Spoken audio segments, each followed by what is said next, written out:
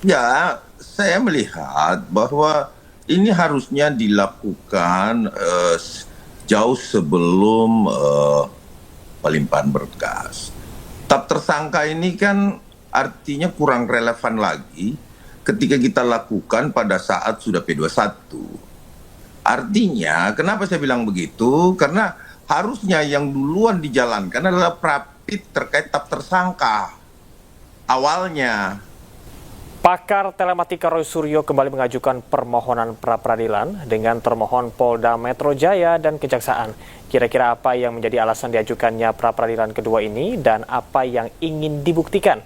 Untuk membahasnya telah bergabung bersama kami kuasa hukum Roy Suryo, Abdul Ghafur Sangaji, bersama dengan Sekjen Prade Bersatu, Ade Darmawan. Selamat malam Bapak-Bapak. Selamat Selamat malam, malam, Bang Camar. Tama. Assalamualaikum. Selamat malam, Bang Ade.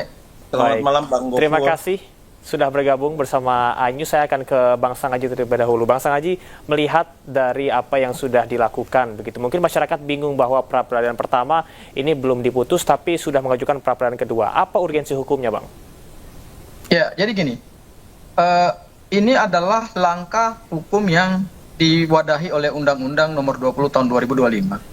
Di dalam penjelasan KUHP yang baru disebutkan bahwa salah satu penguatan selain penguatan hak tersangka juga adalah penguatan lembaga pra-peradilan. Dan lembaga pra-peradilan ini dengan undang-undang baru kita baru menguji coba bukan menguji coba, tapi kita baru melaksanakan di tahun 2026 ya, karena berlaku sejak tanggal 2 Januari 2026. Nah, di ketentuan pasal 163 ayat 1 huruf E disebutkan bahwa terhadap permohonan pra-peradilan yang masih berjalan, maka pokok perkara tidak bisa diperiksa atau tertunda atau ditunda. Ini berbeda dengan KUHP yang lama. Di KUHP yang lama, begitu jaksa penuntut umum melimpahkan berkas perkara ke pengadilan negeri dan terregistrasi perkara pidananya, maka langkah hukum berupa pra-peradilan itu secara otomatis gugur. Nah, ini berbeda dengan KUHP yang baru. Oleh karena itu, kami ingin menggunakan hak hukum kami yang diberikan oleh undang-undang, yaitu menguji pada peradilan pertama, yaitu menguji sah tidaknya penangkapan, penahanan, dan penggeledahan, dan objek tersebut telah selesai proses pemeriksaannya, pembuktian dari pemohon, pembuktian dari termohon, kemudian juga berdasarkan bukti-bukti saksi, ahli, kemudian surat. Sekarang kami ingin masuk kepada objek terbaru. Jadi, objek dalam pra-peradilan yang kami mohonkan ini berbeda dengan objek yang pertama. Objek yang pertama itu adalah terkait upaya paksa, penangkapan, penahanan, dan penggeledahan. Tetapi untuk objek pra-peradilan yang kedua ini, objeknya adalah kami ingin menguji sah tidaknya atau memvalidasi alat bukti yang menjadi dasar penetapan tersangka pasal 32 Undang-Undang ITE. Seperti itu, Mas Camar. Baik, saya ke Mas Ade. Mas Ade, bagaimana tanggapan Anda melihat apa yang tadi sudah disampaikan oleh Mas Sangaji? Ya, saya melihat bahwa ini harusnya dilakukan jauh sebelum pelimpahan berkas. Tetap tersangka ini kan artinya kurang relevan lagi ketika kita lakukan pada saat sudah P21. Artinya, kenapa saya bilang begitu? Karena harusnya yang duluan dijalankan adalah prapit terkait tetap tersangka awalnya, bukan penangkapan dan penggeledahan dulu kan. Nah, ini kan kurang relevan. Terlepas ya teman-teman mengatakan bahwa ini hak dan lain sebagainya, tetapi ketika uji publik pasti juga akan berpikir bahwa ini ada unsur mengulur-ngulur waktu. Karena nggak relevan lagi, Bang Camar. Saya lihat kalau memang mau diuji dari kemarin kan pada saat penetapan tersangka itu kan jauh sebelum penangkapan dan penggeledahan kan yang pertama. Nah, kalau yang penggeledahan dan penangkapan mungkin masih relevan karena baru beberapa hari dilakukan itu, kemudian P21. Baik. Dan dilakukan prapit, dimohonkan sama teman-teman. Tapi kalau tetap tersangka saja yang akan dilakukan, saya rasa ini yang menjadi, saya rasa kurang relevan dan ini nampaknya seperti mengulur-ngulur waktu saja. Tapi kita lihat aja itu adalah hak dari para pemohon ya, tentunya diberikan oleh kuhap baru. Nah, kita lihat aja apa hasilnya nanti. Baik. Walaupun sebenarnya objeknya sudah berpindah ke P21 sebenarnya kan, kemudian udah mau masuk. Dan ingat loh, sudah ada nomor perkaranya kan, udah akan sidang juga kan Mas Roy gitu. Oke, Gitu, Pak. Bang Cemar. Baik, tidak relevan dan Anda menilai ini terkesan mengulur-ulur waktu. Silakan, Mas Anggaji, tanggapan Anda. Ya, Mas Camar, jadi begini. Di KUHP yang baru, ini karena rezim hukum pidana baru ya. Hukum pidana nasional kita sebut baik KUHP maupun juga KUHAP. Karena ini adalah rezim hukum pidana nasional kita yang baru. Tentu ini menjadi menjadi kesempatan bagi kami untuk menggunakan hak-hak hukum tersebut. Di mana di dalam KUHAP tidak diatur bahwa ketika perkara itu sudah dinyatakan P21 maka tidak boleh dilakukan pra peradilan. Ya, jadi undang-undang kita itu sangat open terhadap langkah hukum pra peradilan, baik pada tahap penyidikan sebelum penyerahan.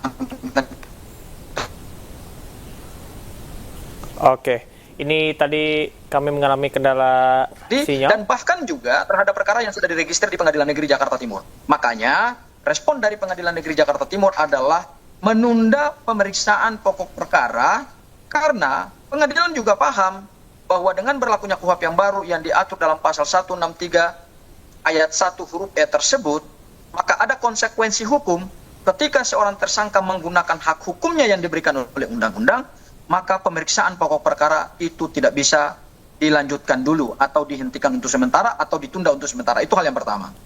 Hal yang kedua, KUHP kita juga tidak membatasi penggunaan pra peradilan itu. Apakah bisa sekali, apakah 2 kali, apakah 3 kali.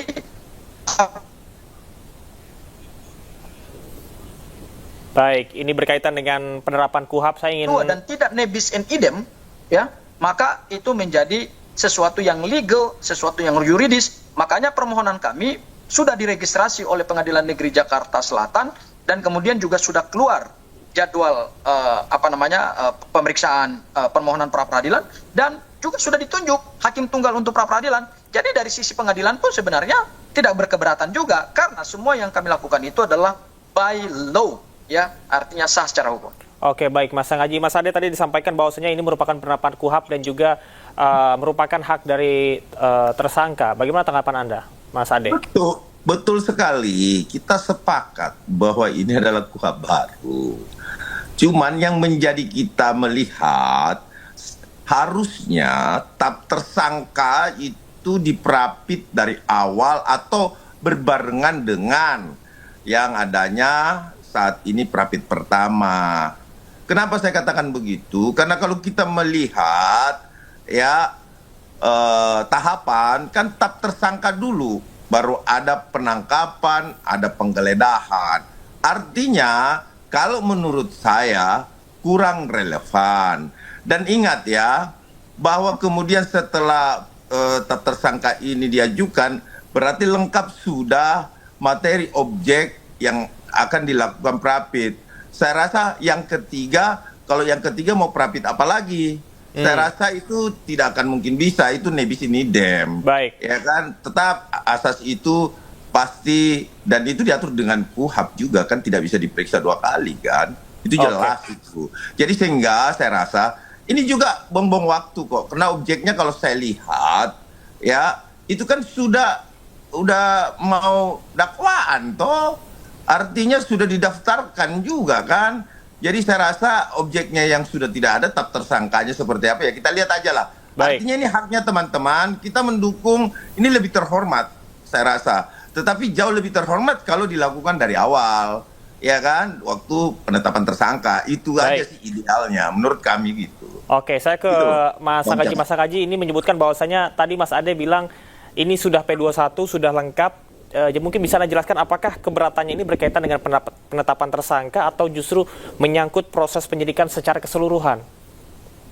Jadi gini Mas Camar ya, bahwa pilihan terhadap mengambil di awal pada saat penetapan tersangka atau di akhir setelah penyerahan berkas dan tersangka kepada jaksa penuntut umum itu adalah pilihan hukum yang bebas. Ya, saya katakan itu bebas. Ya, jadi tidak ada satu keharusan harus dilakukan di awal sebelum berkas dilimpahkan kepada jaksa penuntut umum ataukah harus dilakukan pada saat jaksa penuntut umum menerima berkas dan penyerahan tersangka. Jadi itu tidak ada ketentuan hukum dalam hukum acara pidana yang membatasi tersebut.